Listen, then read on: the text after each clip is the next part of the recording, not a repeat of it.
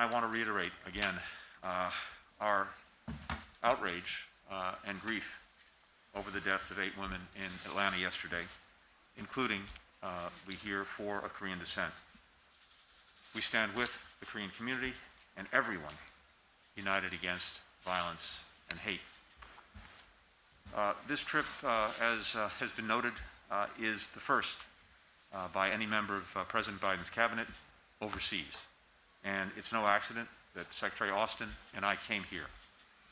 The U.S. Republic of Korea alliance is, as we have long said, the linchpin of peace, security, and prosperity in Northeast Asia, the Indo-Pacific, and around the world.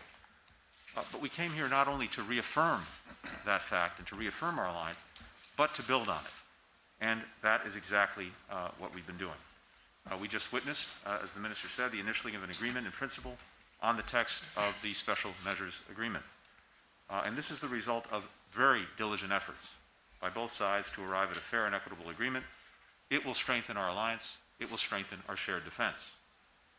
This effort and our trip to the region is part of the Biden-Harris administration's commitment to reinvigorate and modernize our alliances and partnerships around the world, which are critical and crucial to the security and prosperity of the American people. That's the message we've underscored earlier this week in our meetings with our counterparts in Japan. That's the message you see reflected in the joint statement that we signed and will release today.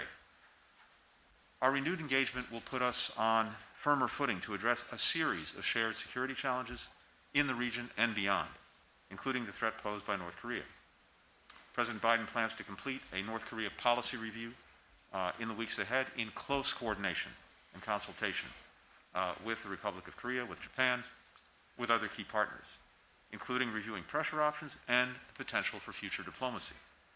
But as we conveyed to Foreign Minister and the Defense Minister, the goals of this policy are clear.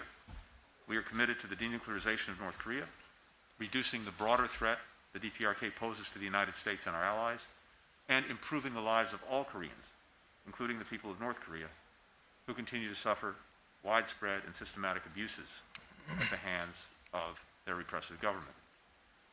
We also discussed China. We are clear-eyed about Beijing's consistent failure to uphold its commitments, and we spoke about how Beijing's aggressive and authoritarian behavior are challenging the stability, security, and prosperity of the Indo-Pacific region.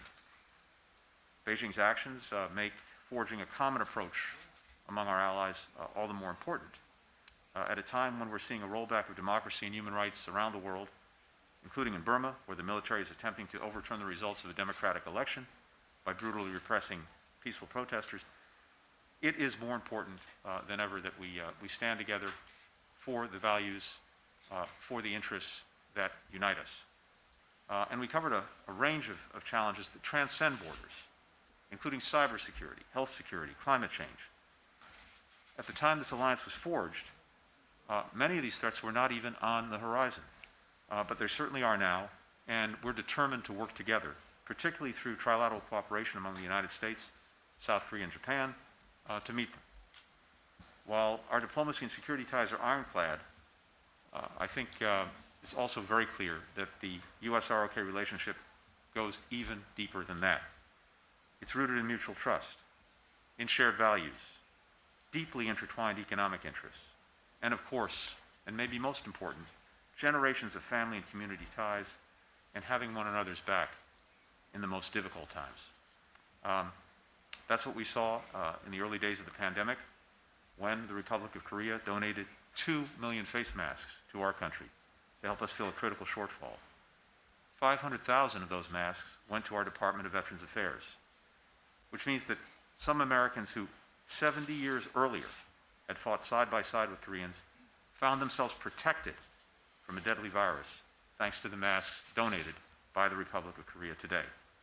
That is what an alliance looks like.